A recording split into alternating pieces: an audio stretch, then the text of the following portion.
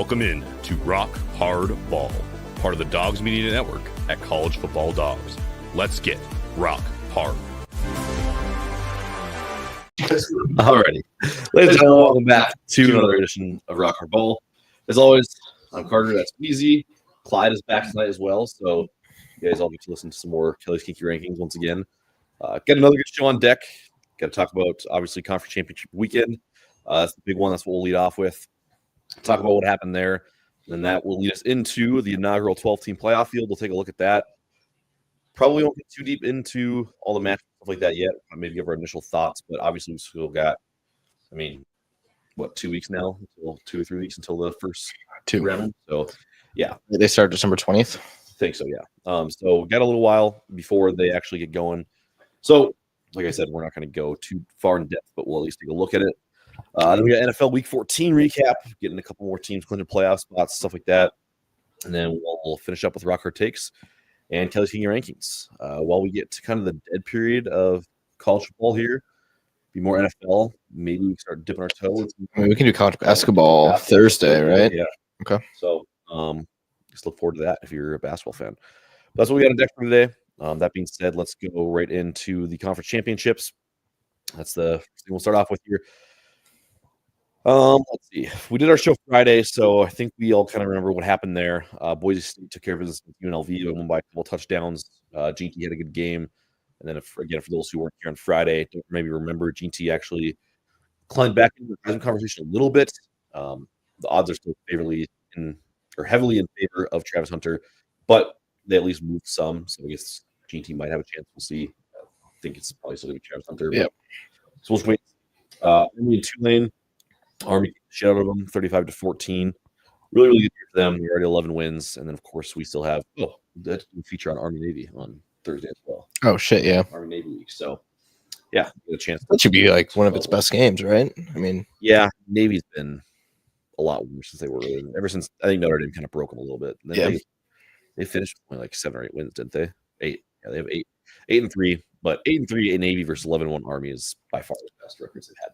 A long time since they played. So, and Army's already. There's just nothing worse than when America has to act extremely excited for 3-win Army versus 4-win Navy and act like it's the greatest game of all time. It's the best right. It's no, it's bad football. It's not fun to watch. This year could be a little different. Yeah. So that's what to look forward to. Let's get to Saturday though. The games that actually mattered. We'll go in, I guess, timeline order-ish here. So first Big 12 championship, Arizona State, Iowa State. We talked about this one. I think we were both in pretty strong agreement. We thought Arizona State was going to win the game, but definitely thought it'd be a little bit of a better game than it ended up being. Arizona State ended up just dominating them. Final score 45-19. It was 45-10 heading into the fourth quarter. Great game for Cam Scatabo. He had 3 total touchdowns. Went for 170 on the ground. One of his touchdowns came on a catch as well. So great game from him. He hit the Heisman pose one time, which obviously you're not Heisman finalist, but he did have a really good year. We talked about that when we previewed. Underrated year, I think, for sure. Arizona State didn't really get to talk about it at all until the last 2 weeks of the season. Understandably so. They weren't ever really seen as a true contender until those last few weeks when everybody's like, oh shit, they're on a hell of a winning streak. They're probably going to get the Big 12 championship game, and they probably are the best team in the Big 12. They proved it, kicked the shit out of Iowa State. So sour end of the year for Iowa State. They'll have to wait another year. 112 years since they won their last conference championship. So they're bringing everybody back. They should be pretty good next year. The one thing that confused me in this game was, did you see the hit that Beck took? When they were getting killed, it was target. They called targeting on it. It was like a sack. It was just crown. Anyways, Iowa State quarterback Beck just got absolutely clobbered. Got taken out of the game. His helmet came flying off. Looked unconscious for a second. Mm-hmm. And then they throw him back out there with 8 minutes left. It's why are you doing that? It's just stupid. Yeah, not good for the guy's brain. No. God, which is important. Might want him to have a good brain, but yeah, I don't need 2 fingers. I don't know if I saw it live, but I definitely saw the clip of it on Twitter. But yeah, it didn't look great. But he's 45-10. Yeah, probably just leave him out of the game at that point. Yes, exactly. Yeah, but Arizona State with that win secured their spot in the college football playoff. Talk about what seed they get here in a moment. But getting into the other games, next one on docket on Saturday was Georgia and Texas. Final score ended up being 22-19. Georgia wins the game. Texas tried to make a late push, forced the overtime, but inevitably were unable to hold Georgia out of the end zone towards the end.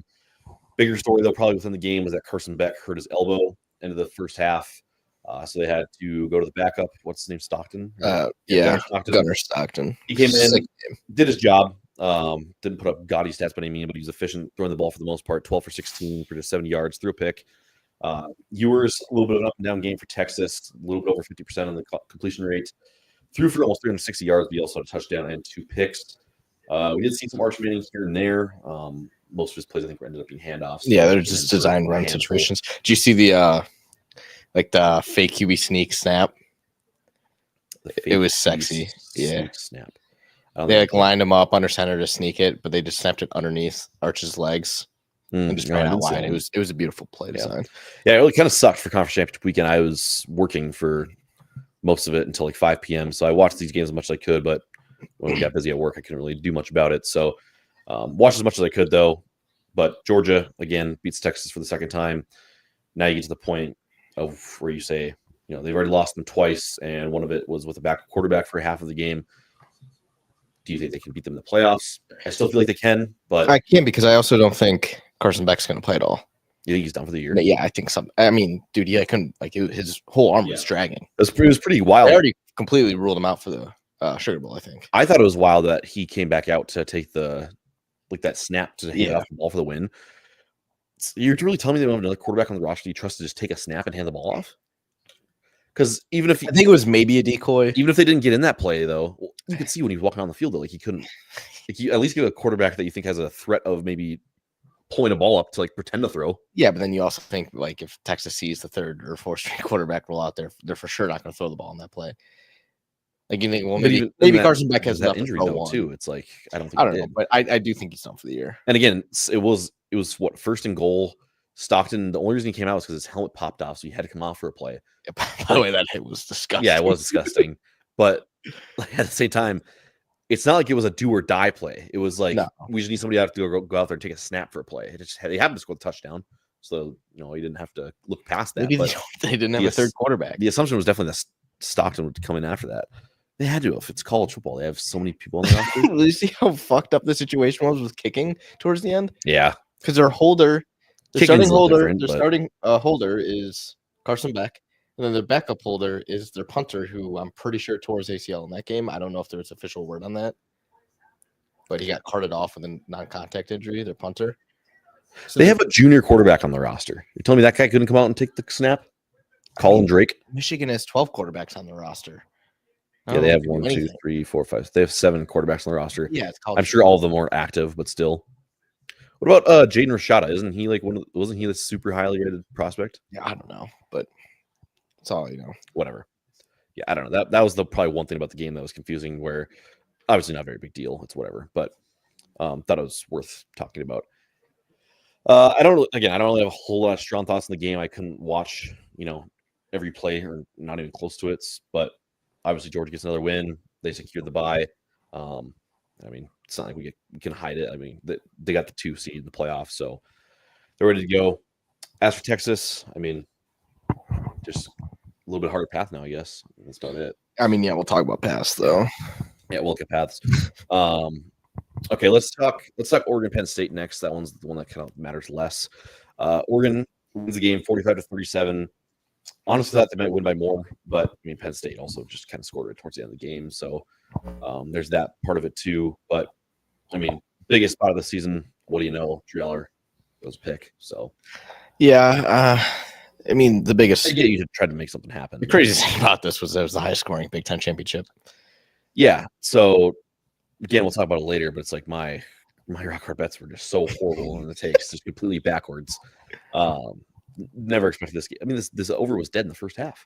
Yeah, which is just insane to me. I didn't think it'd be anything close to this, but yeah, both teams put on really good offensive performances, which I think at least in Oregon's side of things, I feel like you'd probably would rather have seen a game where you could win in a shootout here than just a defensive grinded out battle, because you already know you can win those games. I think this is a good thing though, as a team, to see that we can get into a shootout with a good team and still win the game. I don't know. This one concerns me. This Penn State team is obviously 11-1 going into this game, but they've not been able to move the ball at all. Look at their best loss, scored 7 points against Ohio State.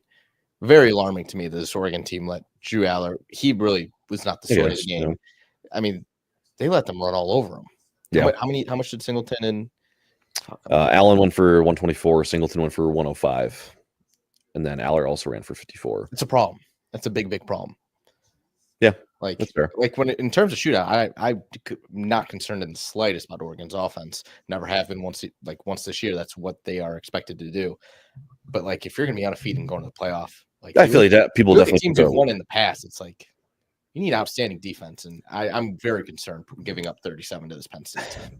Yeah, but at the same time, I think there was concern though when you looked like the Wisconsin game that was just a couple weeks ago, and they like just really couldn't figure out a way to score against the Wisconsin defense, who's not Wisconsin defenses of past this year. So I don't know. They finished the year 13-0. They got the number 1 seed in the playoff, which probably they shouldn't have, as it turns out. But I don't know. Overall, I'm really not like overly like you can't really be overly concerned about a team. I don't think until they like really show some serious cracks, and I still don't think that there is like a glaring concern with Oregon right now. No, there isn't. But just I was a lot more confident with them before that game myself. Fair enough. Okay, last conference championship game, one that mattered the most in terms of changing the actual teams in the playoff. We knew the seeding would change this weekend, but this is the one game that could have affected the team that actually got in after the Big 12 championship game. Clemson and SMU. Clemson was out ahead early. They had a 17 lead going into the fourth quarter. Yeah. SMU though comes storming back, outscored them 17-3, and Clemson eventually wins the game on a walk-off field goal after SMU got all the way back in it, tied it up 31-31, but eventually ended up falling short. Obviously, the big thing about that was there was the one scenario where people thought that if SMU lost Clemson, depending on how the game actually itself went, they could be left out for Alabama. So we didn't know until Sunday, but now we can throw it up here. Here is the final college football playoff bracket. I know this wasn't some big surprise reveal. Everybody's seen the rankings by now, but obviously Clemson gets in at the 12th slot as the 5th ranked highest conference champion. They actually weren't in the true top 12. They're number 16. SMU did stay ahead of Alabama. They were number 11 in the bracket, number 10 in the country. And I won't go so slow on all of them. Indiana's at the 10th seed. Number 9 is going to be Tennessee. 8 is Ohio State. 7 Notre Dame. 6 Penn State. 5 Texas. We got Arizona State at 4, who's actually ranked 12th in the country. But because of the conference championship auto bids, they get up that high. Boise State at 3, even though they're 9, and then the true 1 and 2, Georgia at 2, and Oregon at 1. I think right off the bat, the specific path that everybody's talking about right now is Penn State. It's the biggest bullshit of all time. They stay at number 4. They only dropped to 1 spot after their loss to Oregon, so they end up being the 6th seed in the playoff. So you get to play SMU, who just got beat by a Clemson team who we knew got their shit kicked in by Georgia, lost to North Carolina at home, stuff like that. A team that a lot of people don't think is super great. And so you get to play them at home, and then they play Boise State, a group of 5 team, in the quarterfinals before they would eventually assumedly run into Georgia. I mean, it's just there's no reason why a team like that should have a way easier path than the number 1 undefeated team, Oregon, and they clearly do. Obviously, Ohio State and Oregon's beating Ohio State, but it's bullshit that you're either facing Tennessee or Ohio State coming out of that. Like it's a fraudulent system. I think it's gonna be fixed after this year because I think it is truly ridiculous. Like again, I think some people are disrespecting Boise a little bit, saying it's the easiest path. Like we talked about, their one loss was to the number 1 team in the country by 3. But something's got to change, and I think going into next year, I think they will change. I don't think it's going to be just top 4 conference winner gets by. I think it's just going to be top 4 seeds get by. Yeah, no, I think that's the way I think it should be. I don't mind the top 5 conference champions getting the auto bid into the playoffs, but the top 4 shouldn't get the buys. Yes, yeah, we should have Clemson at the 12 seed, and then Arizona State should be the 11 seed. And then Boise State would end up being like the 9 overall? Yeah. So, yeah, no, I think that's probably the way it should be. Like I love Arizona. They're playing Arizona State. They're playing good ball, but like, in no way in hell should that team get a fucking bye first round. Yeah. So then Texas, same way there. Really, I mean, they play Clemson first round, who no one really has a strong belief in right now. Then they play Arizona State's hot right now. They're rolling, but they're rolling in the Big 12, which I think is pretty universally thought of as the worst Power 4 conference this year. So And then if it's not them, then it's the ACC, and Texas gets to play both of them. So Texas, Penn State, definitely I would say have the easiest paths right now. Because Notre Dame, I still do think that Notre Dame is very good. I think they have a good shot, but like either them or Georgia is going to have to lose out in that second round. Yeah. And then same thing with Oregon and whoever they play between Tennessee and Ohio State. All three of those teams probably do beat Clemson, Arizona State, Boise State, and SMU, and probably Penn State too. But unfortunately, they just get on the same whatever branch. So tough look in certain situations, and really good look for Penn State and again Texas. I think those two easily are the winners here. Even though they lose their conference championship games, they honestly would have gotten easier paths by doing that. So that's where we're at with the college football playoff bracket. Like I said, we'll talk about the paths a little bit, talk about maybe how the seeding should be changed, but there's no point in diving into these matchups too deep yet. We'll wait a couple weeks here and do that at a later time. So for now, we'll move on from college football and shift our focus towards the NFL. So we got Week 14 recap on deck. We already talked about Packers Lions, so we'll just get right to Sunday. Jaguars Titans had an awesome game where Mac Jones threw 2 picks and the Jags still won 10-6. So Doug Peterson still has a job too. Yeah. Like is it kind of like under the radar of like we're not going to win any games anyways? Like, just why fire him now? Yeah, probably. Just wait till the offseason to do that. Yeah. Unfortunately, I didn't really see anything super funny that happened in this game, but no, it's just disgusting fucking football. Yeah. Dolphins Jets went to overtime. Dolphins ended up winning 32-26 after outscoring them 11-3 in the fourth. Aaron Rodgers, I think I saw he threw for his first 300-yard game, like 30 games, which I guess hats off to him. But I mean, yeah, but again, it's win another game. It's just a dead horse at this point. Yeah. Miami though, still winning games. Never know. Keep themselves in the mix every week. They win. Get a little bit closer. Probably still going to need some help, but you never know. Might get a chance to get the playoff. I for the first time today did a little playoff predictor work. Start taking a look. I think when I did it, I had Miami like 9-8, so not quite. Still ended up on the outside looking in, but we'll see what happens. Let's talk about the bullshit team that we have in Minneapolis, the Vikings. They won 42-21 over the Falcons, and at first glance, it's like, oh shit, like this team, like they keep proving people wrong. Well, no, they scored 21 points in the fourth quarter. A lot of it's bullshit. It's like 21-21. I get it. Yeah, respect for scoring in the job done in the fourth quarter, but I don't know.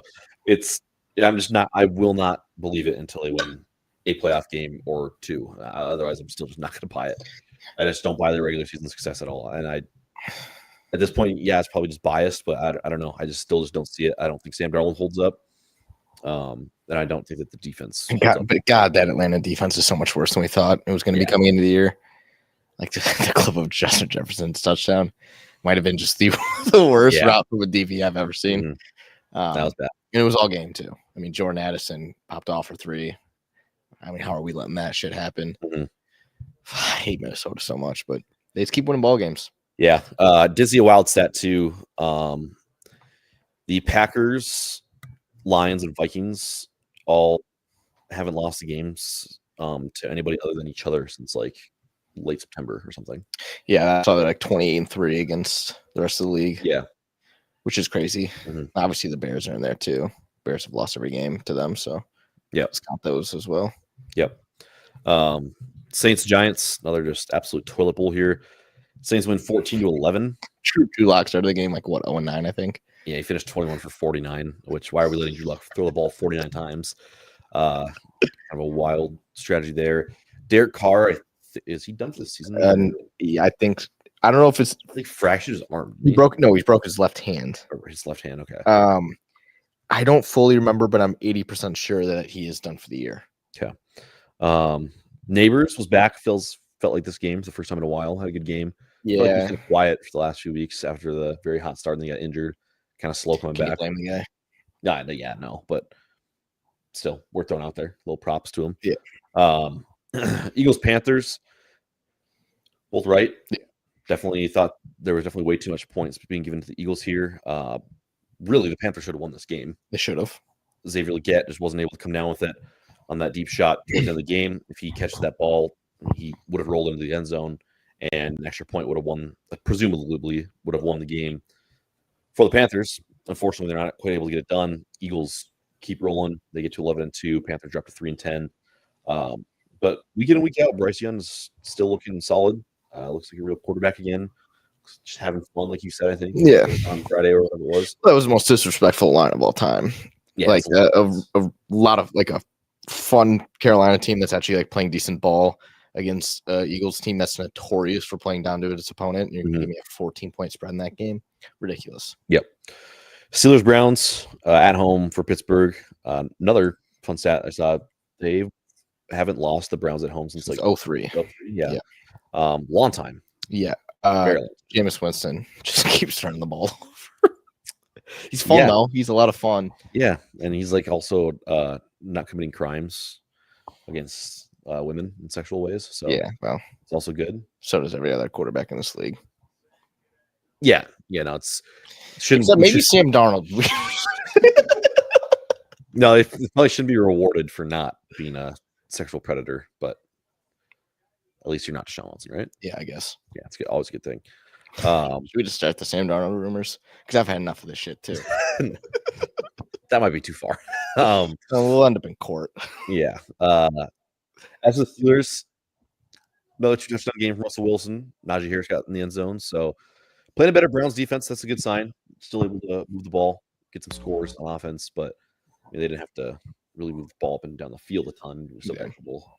Jameis picks out of it. But yeah, another one for the Steelers. They're 10-3, and it's just still kind of feels like nobody's really talking about them too much. So worth noting. I mean, yeah, it's Mike Tomlin.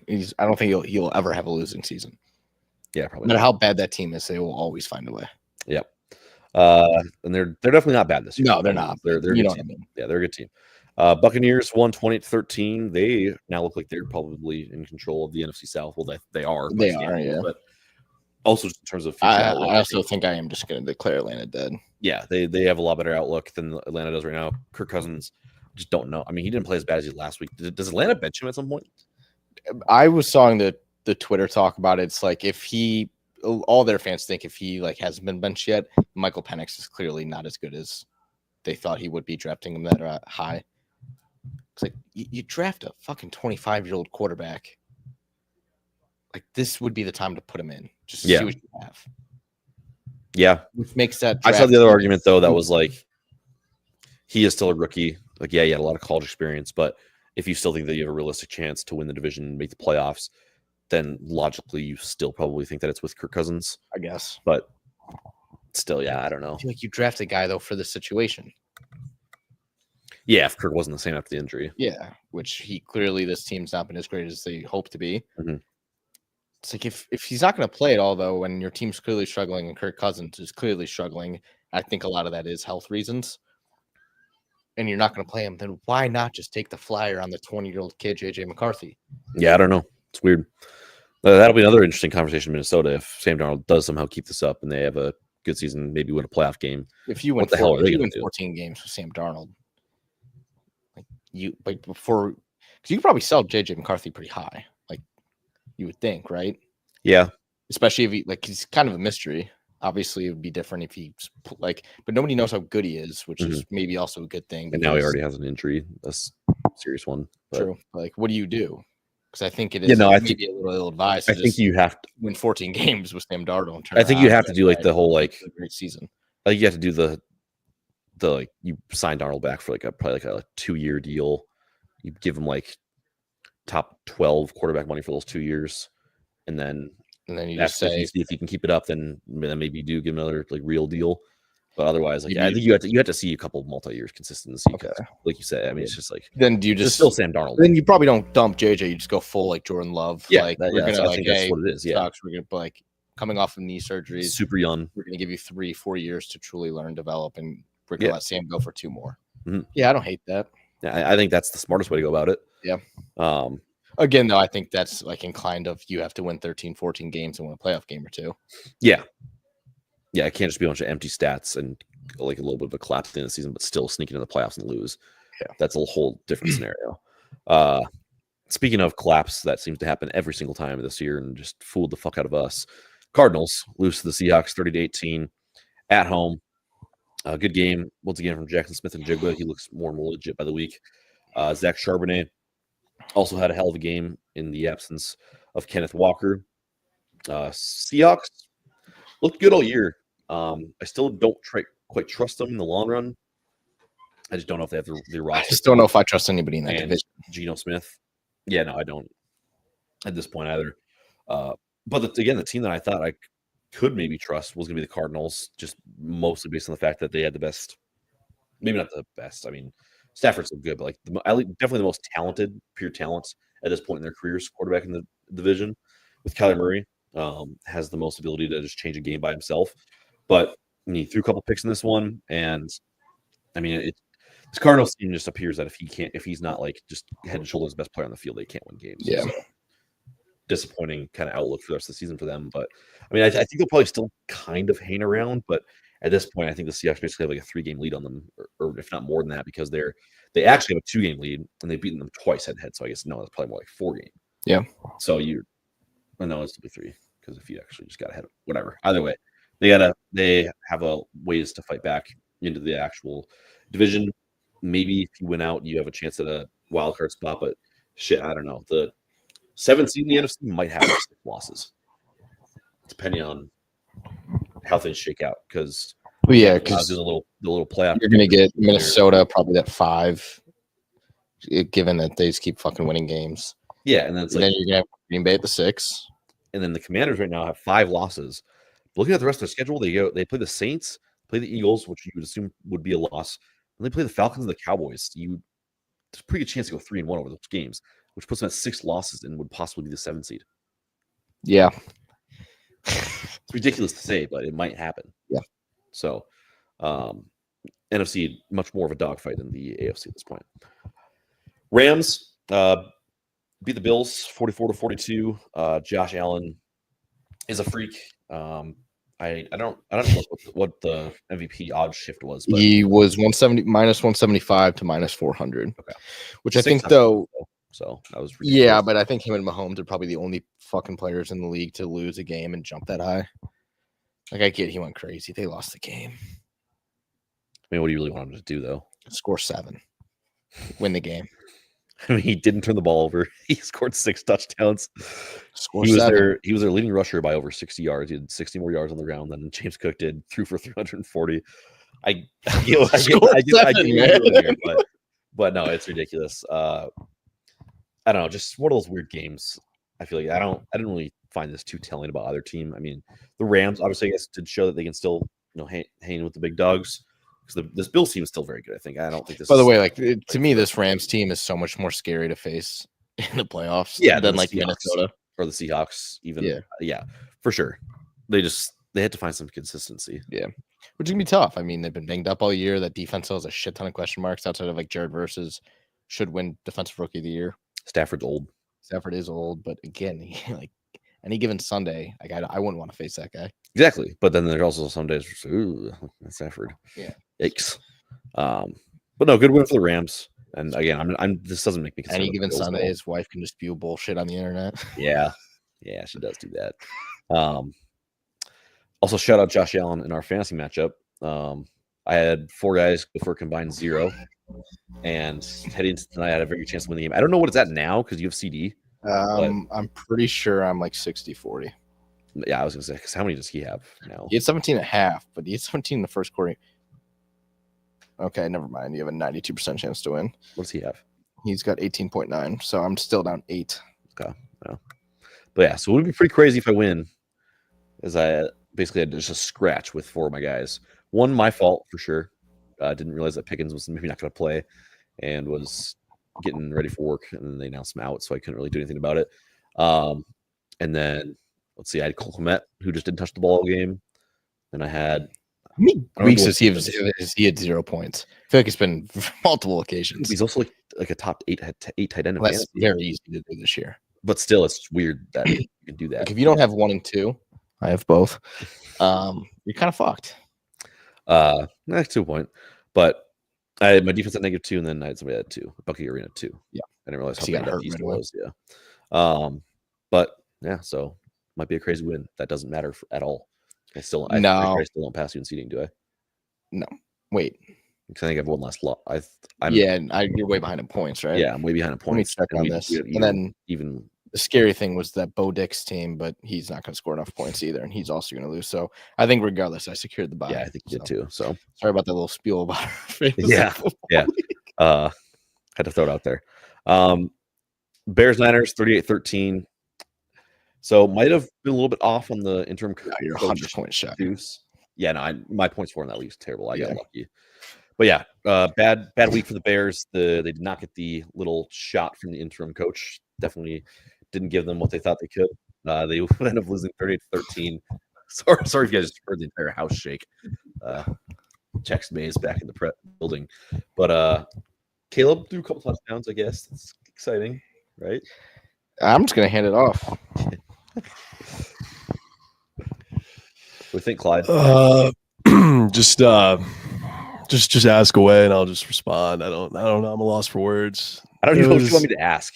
I don't know, man. It's exactly what you think it is. Oh, it wasn't the coach's fault. Yeah, our team just doesn't. Okay, let me ask this. You've lost 7 games in a row. Yep. You finish out the year with at Vikings, Lions, Seahawks at home, at Packers. Do you win another game? No. I don't think so. No. Maybe Packers just because like we'll get some. That's a wild. No. Dude. The 4 games I just listed, that might be the last one you should be picking. Yeah, isn't that the top off the year? Isn't that Packers? Yeah, it's the last game of the year. That is literally the only game we can maybe win. Just because, like, some devil magic. I think you have a way better shot against the Seahawks at home than you do against the Their Packers. best chance is actually against Detroit. Think so? 20-degree weather outside for Jared Goff. Oh, fair enough. We've seen that one a lot. Yeah. Also, I do hope you guys beat the Vikings. That'd be awesome. Yeah, but I mean, I'd rather take a Packers win, but also I would love to lose out. I mean, there's nothing to gain from this year. Like, yeah, Caleb's still slinging, and that fucking little throwdown was pretty ugly. I can't really keep. I mean, I can keep defending him, but it's getting a little hard. It's not his fault entirely. DJ Moore hates his job. You should race horses with Jokic. Probably like that a lot more. I mean, dude, he gets so fucking angry on the field. He's just like, "Oh, I don't want to be here." Like, "Oh, I wouldn't want to be there either. I would be in bed." Yeah, but like, he's the fucking captain. He's wide receiver 1, dude. I'm picking up what you're laying down there. Yeah. Keenan Allen, he's awesome. I'm happy to have him for next year. Hopefully, we resign him. Rome. He's shown like a true man of the future, so that's good. O-line, bad. I forget that one, some fat white dude who plays guard on the right side. I don't know his name at all, but I think he picked him up from the Commanders. Bad man. Someone needs to, just get rid of him. Just chop him. So, a lot to grow from. Hopefully we can score maybe 20 points in one game for the rest of the year. Maybe one time. Maybe don't let Swift run the ball. Just throw it more. Get like 50 pass attempts a game. Bam. We can maybe win a game. Yeah, I mean, you almost scored 20 points that week against Packers and almost won, but the field goal got blocked. Yeah. Remember that? Yeah. Awesome. Yeah. God, man. It fucking sucks, dude. All right. It fucking sucks. Depressed. Speaking of Jokic, he outdueled Lily Phillips. What? Jokic outdueled Lily Phillips. You know who that is? He outdueled Lily Phillips by doing what? She put up. No, I know what she's been up to. She this week or a few days ago, she put up 101 in 24 hours. He put up 104 in 24 hours. I thought she was going for 1,000. That's later. That's next year. Oh, okay. So this week, she put up. I thought she already did the 101. Stacks with 101. I think that was this week. That was a few weeks ago. Oh, was it? Yeah, that was a while ago. Jokic put up 104 in I did not see 24 hours, like back-to-back 50s. That's crazy. Yeah. Shout out Jokic. Yeah. Shout out Lily Phillips too. I don't know how that math works out. That's actually insane. Yeah. Because I was thinking about the Bonnie Blue with the little college kids in Australia. Yeah, that's what they do. They got banned from Fiji. That's crazy. All right, we'll probably keep going. Chiefs beat the Chargers 19-17. A little bit of devil magic for you on a Sunday night. Getting the job done again on a game-winning field goal.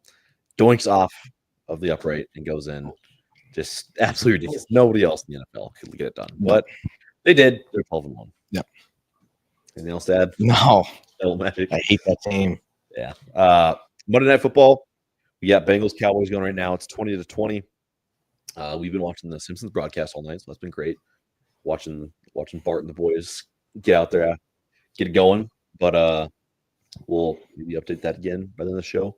But for now, we'll go to a quick commercial break. Then we come back. We'll do the rocker takes and the Kelly's Figure rankings. Oh, and before we do those two things, we'll give an update on Rock Hard Bets as well. But like I said, we'll go to a quick commercial break. You listen to Rock Hard Ball, part of the Dogs Media Network at Culture Ball Dogs. We'll be right back. On the College Football Dogs website, you'll find a main page that features some of our biggest and newest stories. Our conference pages for content related to your favorite team's conference. Our team store, where we have products that are available all year long, as well as gear available for a limited time only. Our podcast page, where you can see when one of the 12 plus College Football Dogs podcasts is streaming live on social media. Our subscription page, where you can join our Discord. If you're interested in becoming a contributor at College Football Dogs, email us at info@collegefootballdogs.com. If you enjoy any College Football Dogs content, we really do appreciate any donations you can make by visiting the donate page on our website or scanning the QR code here. College Football Dogs, for the fans. Alrighty, ladies and gentlemen, welcome back to Rock Hard Ball. Once again, part of the Dogs Media Network at Culture Ball Dogs. Make sure you check out the website, cultureballddogs.com. They'll have all the previews, recaps, feature stories like that for the playoffs and bowl games. So make sure you're checking those out.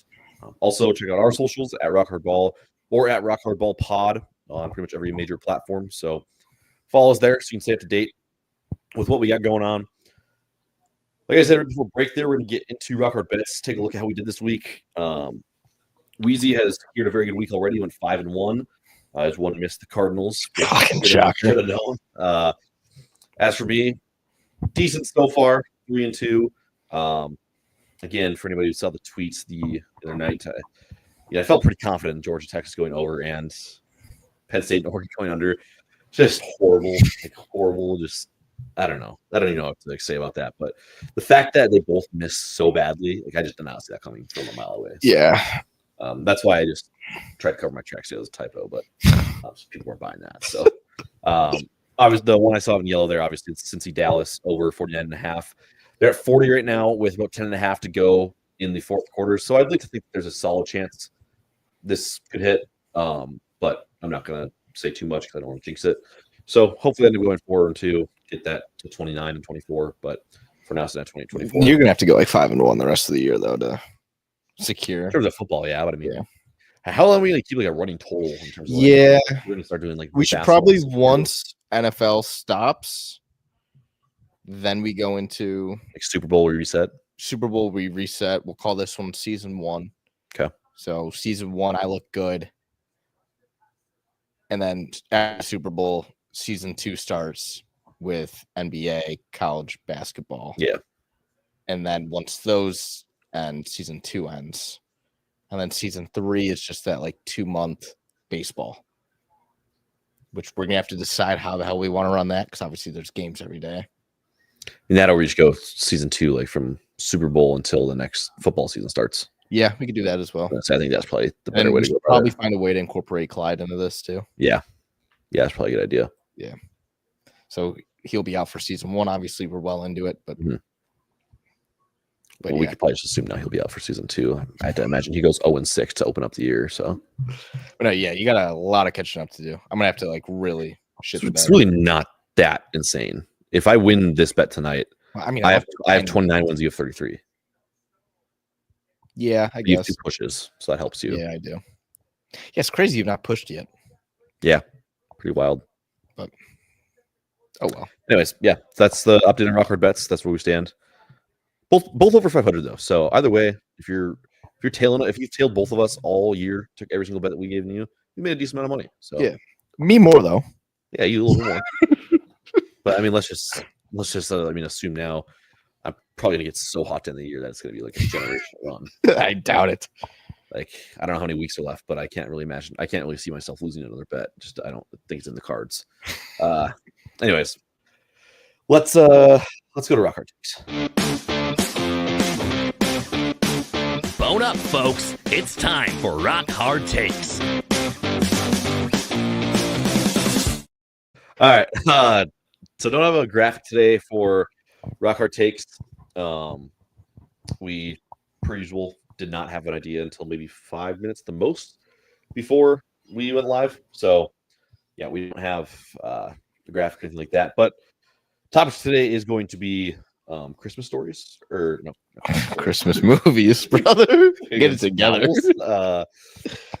Christmas movies. So yeah, you got first pick. So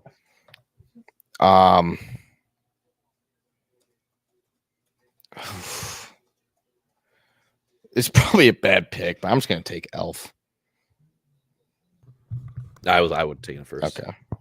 I big fan of Elf. Look, little impromptu there by me. Got it up there. Got a little banner going. Oh, nice. Yeah. So great job by me. I mean Elf's. I think some people think it's overrated, which fair enough. Like some people act like it's the greatest movie of all time, but probably not. But I do really like it a lot. It's probably my favorite Christmas movie. My first pick I've never actually seen it. is gonna. I don't know what you. You showed me Die Hard. That's and actually how- where I was going. Okay. So So Die Hard, I'm gonna go there. never actually seen The it. only problem with Die Hard, maybe by some people's standards, some people think it's not a Christmas movie. The entire premise of the movie, though, is centered around a Christmas party and stuff like that. So there just happens to be guns and like foreign terrorists. So people just assume because of that it's not a Christmas movie. Still a Christmas movie. Jake Peralta would back me up there, star of Brooklyn Nine-Nine. Okay. Big fan of Die Hard. Next one, I don't even. There's so many Christmas movies I can't even think of what to try and pick here. I wish I had a list to go off of. I'll just play it safe and go with the Polar Express. Just to scratch it. I'm gonna go Home Alone. Home Alone. Okay. I'm gonna take Polar Express then. It's a great movie. And then my next one, I'm gonna actually take the OG Rudolph the Red-Nosed Reindeer, 1964. Yeah. Watch that movie, I think, every single Christmas Eve. So it's a good movie. Okay. So I have two now, right? I have two. Yes. Yeah. Okay. I'm gonna go with a very old one, but I think well recognized as by a lot of people as like the best Christmas movie of all time, or definitely like the most classic one. Is A Wonderful Life. I don't know if you Nerd. Oh my god. What a nerd. problem. What a nerd.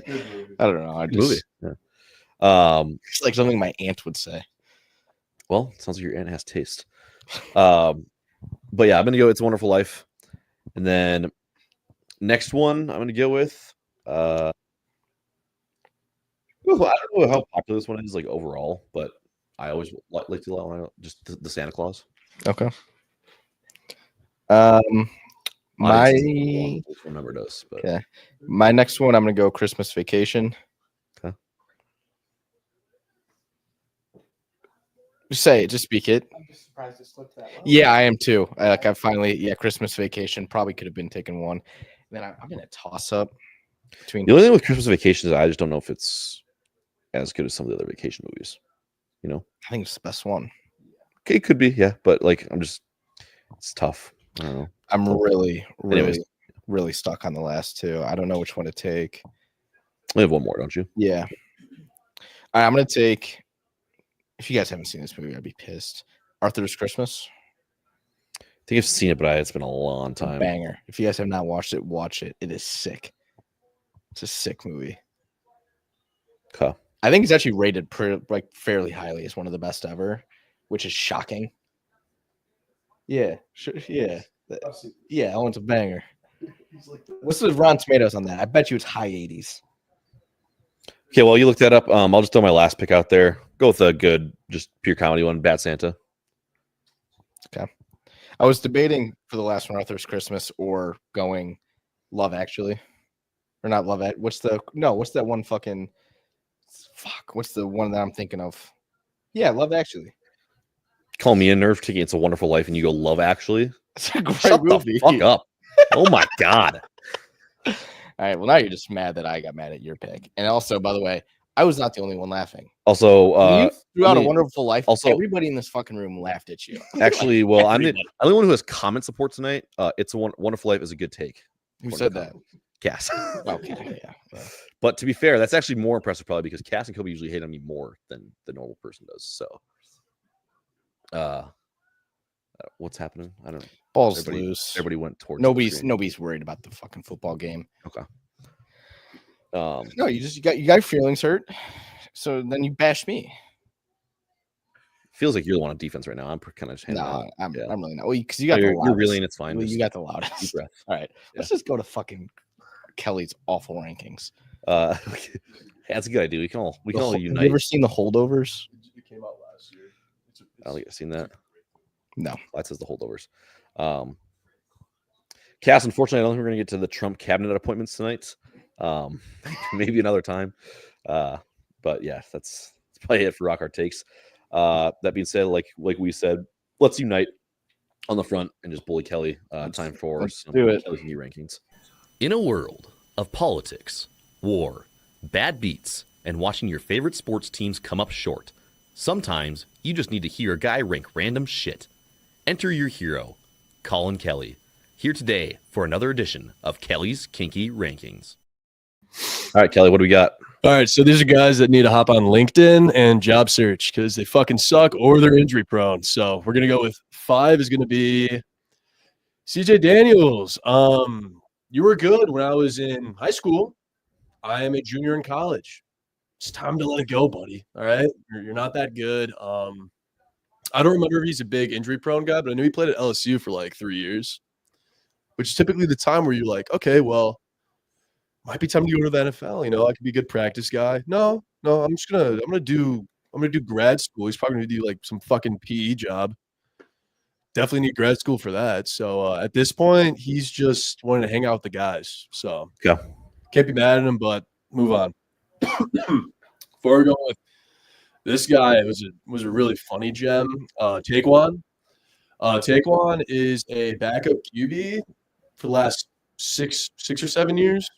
And he played 1 year at UConn where he started, which go figure. Powerhouse football program, Go figure, UConn. You know, the greatest independent football team of all time, UConn.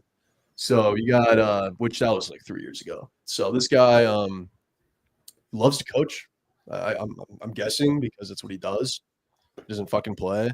Yeah, some of these guys got to be just borderline coaches at this point. Yeah, I'm hoping so for his LinkedIn resume, it's pretty deep because he's just been a QB coach because he doesn't fucking play. Mhm. So I'm thinking best thing you can do is go to the Sun Belt.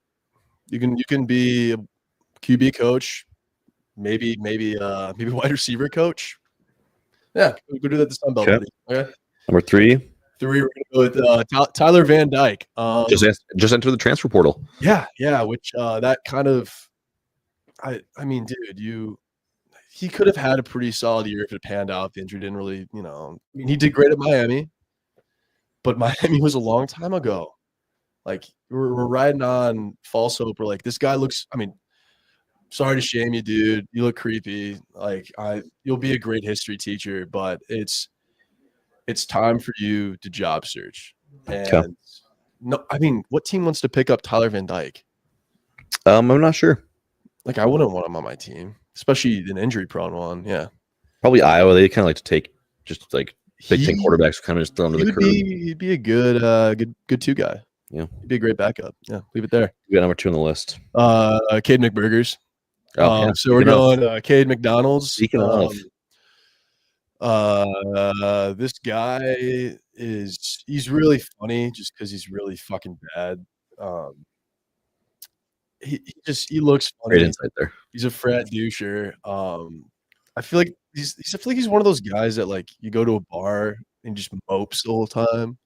He's just like in a shitty mood. So I think he'd be a good math teacher.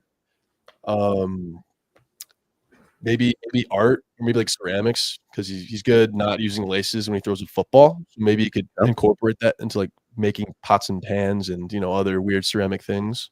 Quick question for the Weeze. I know he doesn't have the mic right now, but how do we feel about like McNamara from like respect him a little bit for the time he gave to Michigan? Don't really care what happens to him, or like how do you feel about Clyde calling him Cade McDonald's? It's 50-50. I think a lot of the fan base threw him out like once he became so public and like angst that like they gave JJ McCarthy like the starting role and told him to kind of like, hey, like you have to leave, like you're not gonna be playing here. But then the other side of it is like he was technically like the first quarterback in Michigan to like get the Ohio State monkey off the back, lead us to a Big Ten championship. But like, so I always love him for that. I mean, I watched him ball out a game in 2021 in person. It was awesome. I think everybody wished him best at Iowa and would have been like, hey, like we hope you are awesome. We hope you have a great. And then like immediately him and his fucking quarterback coach are just like dogging on JJ McCarthy for the next 2 years. Well, like he's just so fucking bad at Iowa, and JJ McCarthy like doesn't lose another fucking college football game and becomes the 10th overall pick in the draft. So some people hate him for that. Yeah, fair enough. Okay, sorry, sidetrack us there. It's just he was good when I was in high school. Yeah, and I can't take away from that. But also, it's time to move on to LinkedIn. All right, you want to go to number one? Number one. This one's not gonna be a fucking surprise. It is yours truly, Cam Rising. He's 26. It says Cam Rising is 26. 26. So let's think about that. All right. So I'm 20, and Cam Rising is 26. So let's do the math on that. Where it's like, yeah, he's probably only played football for, probably a fucking couple of years because of injuries. Which, sorry, dude, but it's how the cookie fucking crumbles. But 26-year-old in college. I'm sorry, dude. It's like you got to have kids, man. Like, I can't believe he's still coming back. That's ridiculous. Yeah, I don't think he's coming back to Utah because I think the coach is like telling him like it's time to move on, so he might hit the transfer. But like, I think it's been shown that like we love you, dude, but like you're kind of creeping out like the freshman, like he's kind of creepy. Like it's like the guy that goes to like high school football games and like reminisces on the field with the coach, and then he like winks at like a little girl and like what the fuck is this guy doing here? That's Cam Rising. Sounds like you're a little too familiar with this scenario. No, never. I was never that guy. But Cam Rising, he might be because he's turning 27 this year. So that's that ridiculous. means he's gonna be 27 playing football. That's insane. So I don't. It's fucking odd, man. You're almost double. You're not almost double, but like it's pretty. No, it's pretty. Like when you're older than most of NFL competition and you're doing okay in college football, it's pretty bad. Yeah. You got a couple comments here during the rankings. Cass said that how about next week Curtis compares Trump cabinet picks to NFL running backs? Could be an interesting one. Drew said Kelly's kinky picks is like OG4. That's probably the nicest thing anybody's ever said to you about that. Is actually really nice. It's actually, speaking of that, OG4's been pretty solid. Yeah, it's not been too shit lately. And Drew also a couple more here. He said Clyde is creep ? As in creepy. So creep allegations out there. I have not gone to a football game since I played in one, so it's been a long time. Okay. So yeah, Clyde creep allegations. Yeah, don't worry. That's not a thing. Don't worry. All right. Nice job today, Clyde. This was probably a hard one to fuck up. So yeah. All right. Well, won't make Weezy switch back. You might as well just sit there. Okay. Finish it out. Fair enough. That is it for today's show. So thank you guys all for tuning in to episode 47 of Rock Hard Ball. We'll be back on Thursday. Like I said earlier, for anybody who wasn't here, probably start kind of dipping our toe into college basketball a little bit, maybe NBA. I don't know, kind of depending on where we're at for time, stuff like that. But obviously, we're kind of in a little bit slower spot now, especially with college football. So start working our way into that stuff. But until then, stay safe, stay knowledgeable of ball. We'll see you then.